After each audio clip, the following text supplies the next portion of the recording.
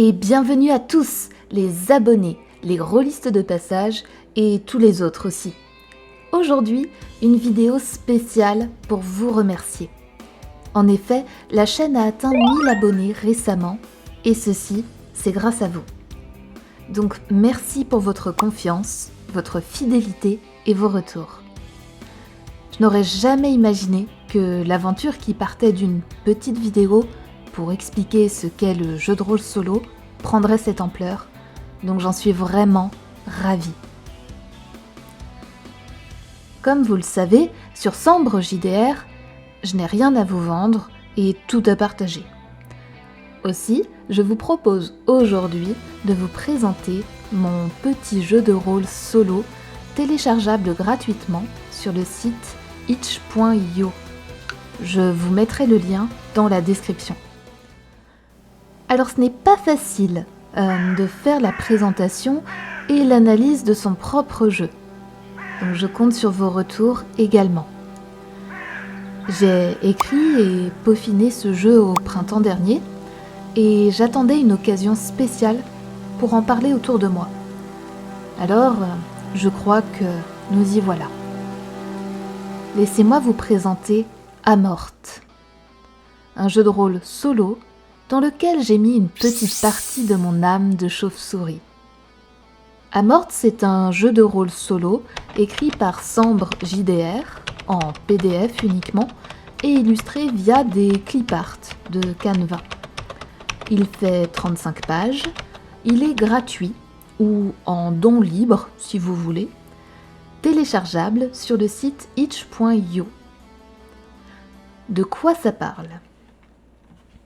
Dans Amorth, vous interprétez un personnage décédé et amnésique.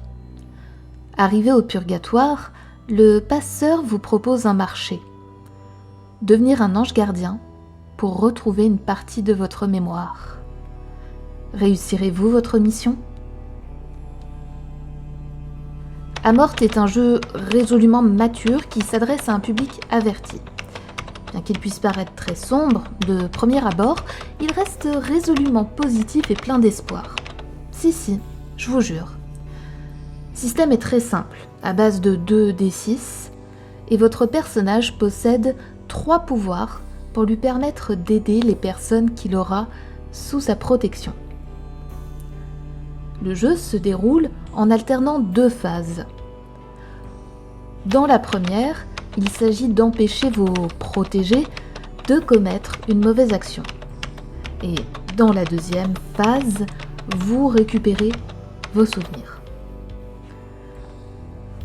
Tout au long du jeu, vous allez rencontrer une galerie de personnages, ni franchement bons, ni franchement mauvais, sur le fil de leur vie, prêts à basculer. À vous de les ramener dans le droit chemin avec l'aide de vos pouvoirs. À chaque âme sauvée, vous aurez l'opportunité de tirer 2 mots-clés dans un tableau qui vous aideront à reconstituer vos souvenirs de votre enfance jusqu'au jour de votre décès. Mais attention, si vous échouez avec la personne que vous protégez, votre souvenir vous échappe et reste à jamais perdu. Et peut-être alors ne pourrez-vous pas passer le marché final avec le passeur. Il existe 2 modes de jeu dans Amorth, un rapide pour une petite partie qui tient dans la soirée et un plus lent pour enchaîner plusieurs sessions de jeu approfondies jusqu'au dénouement final. Les jets de dés se règlent avec 2d6 plus une compétence, mais nous reviendrons plus tard sur le système. Aussi, après cette petite introduction, il est maintenant l'heure de vous présenter le début de ma partie de Amorth. Tout d'abord, il s'agit de déterminer comment je suis morte. Je vais donc lancer un D6 et j'obtiens un accident. Je lance ensuite 2 fois 2d6 pour connaître la nature de cet accident et je tombe sur une dispute et chambre. Je ne me souviens pas de grand-chose, si ce n'est la douleur puis le choc. Tout ce dont je me rappelle, ce sont les cris. Ceux de qui? Un homme, je crois, les miens également.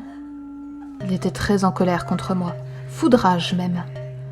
Nous en sommes venus aux mains dans cette chambre. Elle ne me paraît pas familière. C'est un hôtel peut-être. Quoi qu'il en soit, à force de se pousser, de plus en plus fort, j'ai fini par traverser la fenêtre. Enfin, j'imagine. Il y a eu un grand bruit, fracassant, des éclats de verre, et le choc, si puissant que j'ai cru traverser l'asphalte. Peut-être d'ailleurs que c'est ce qui est arrivé. Il fait si noir ici. Je suis donc morte. C'est à ça que ça ressemble?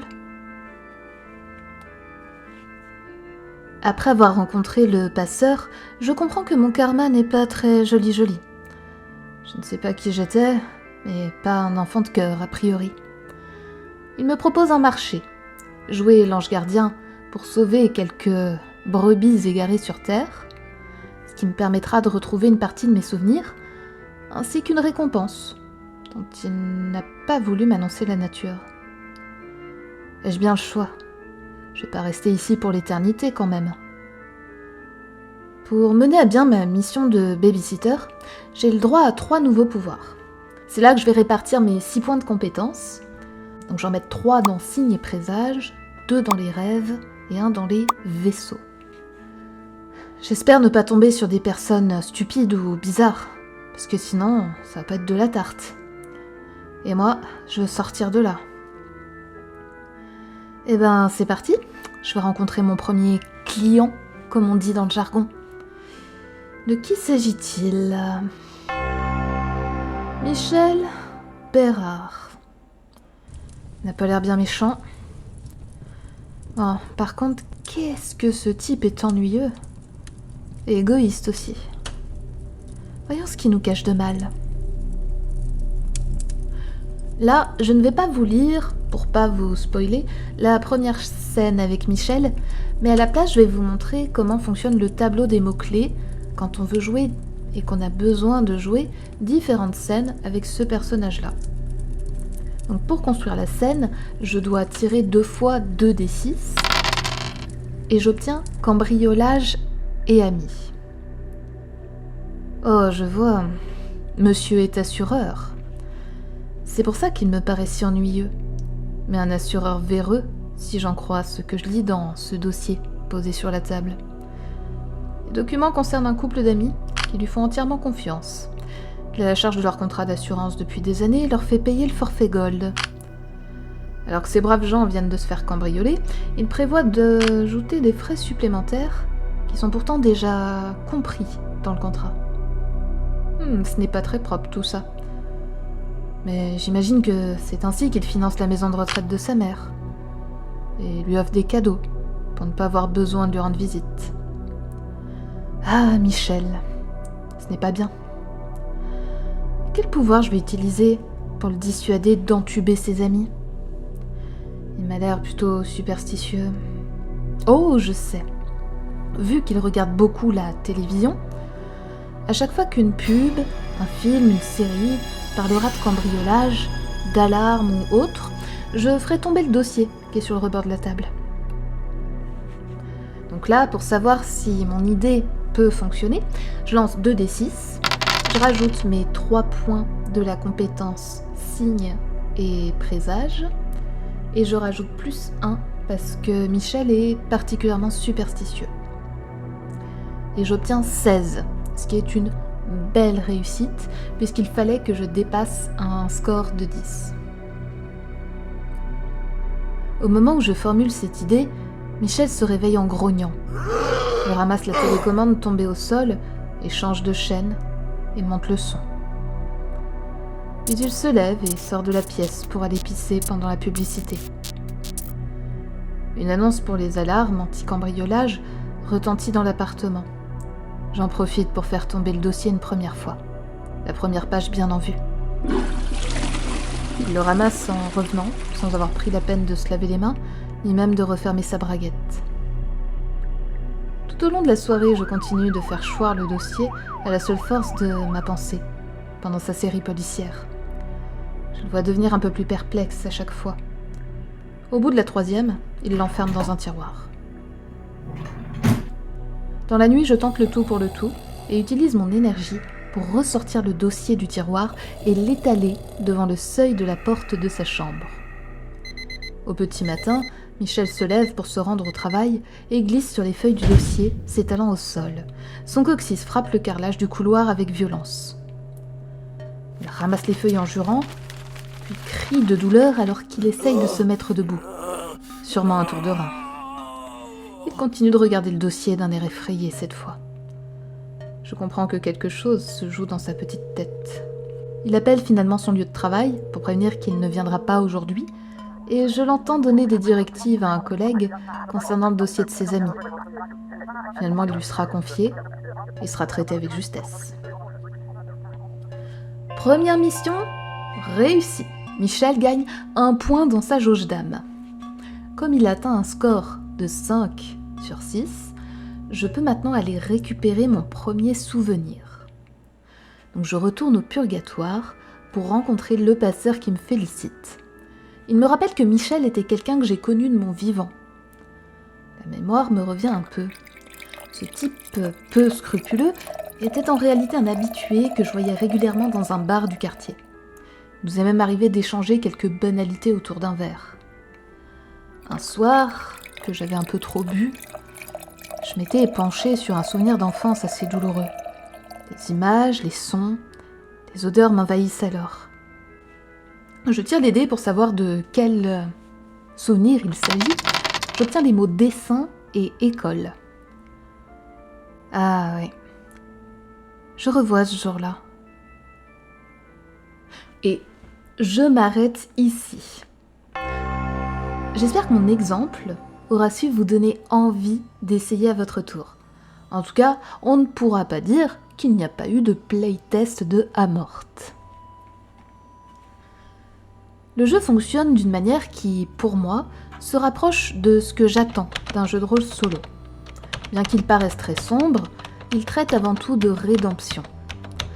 Je prends la peine également de préciser que si quelque chose vous dérange, vous pouvez très bien tirer à nouveau les dés, changer les mots-clés pour ne pas imaginer une scène trop violente. Le jeu laisse planer le mystère jusqu'à la fin pour découvrir qui nous sommes, car je l'ai voulu profondément introspectif. À mon sens, le jeu de rôle solo permet également de découvrir qui nous sommes en tant que joueurs, et c'est donc la quête que je propose avec ce livret. Le jeu est motorisé par un système simple, proche des PBTA, des jeux propulsés par l'apocalypse, et un mini-oracle composé de mots-clés à piocher dans des tables d'inspiration. On peut perdre ou gagner, ce qui rajoute un enjeu, mais la difficulté reste assez basse. Mes principales sources d'inspiration pour ce thème sont Purgatoire de Chabouté. C'est une excellente bande dessinée que je vous recommande vivement. Elle traite du purgatoire et de la rédemption. Mais aussi L'Empire des anges, un roman de Bernard Weber, qui met en scène des anges gardiens qui doivent veiller sur des humains afin de monter dans la hiérarchie de l'Empire céleste. Ce sont 2 œuvres qui m'ont marquée durant l'adolescence, et je pense que ceux qui les ont lues ont bien reconnu mes sources. La question de la rejouabilité, une fois le mystère passé, peut se poser. Il y a tout de même de multiples tables qui permettent énormément de possibilités et les échecs peuvent pousser à recommencer. J'ai créé 6 PNJ, 6 humains sur lesquels il faut veiller à rencontrer. Mais rien ne vous empêche d'en rajouter et de continuer à faire vivre le jeu en l'enrichissant. Quoi qu'il en soit, cette petite création personnelle est tout à votre disposition. J'ai eu l'honneur et le plaisir de la faire relire à des amis et des connaissances. Je remercie tout particulièrement Sora Thorne, mais aussi Elwyn Charpentier, créateur-auteur du Bestiaire, un jeu de rôle à paraître prochainement, ainsi que Eric de la chaîne des Imagitateurs, qui est un excellent meneur et aussi un joueur solo dont j'admire le travail. Je remercie également Jérôme Miozo, auteur et éditeur des Fondations de l'Imaginaire qu'on ne présente plus. Merci à tous les 4 pour leur précieux retour et encouragement. Une fois de plus, je remercie également les nombreux abonnés de la chaîne. Et si vous n'êtes pas encore abonné, cliquez sur la petite cloche pour ne rien manquer. En tout cas, j'espère qu'Amorth saura séduire certains d'entre vous et que vous me ferez plein de retours constructifs en commentaire. Sur ce, je vous souhaite d'excellentes découvertes de jeux de rôle solo et je vous dis à très bientôt dans une prochaine vidéo.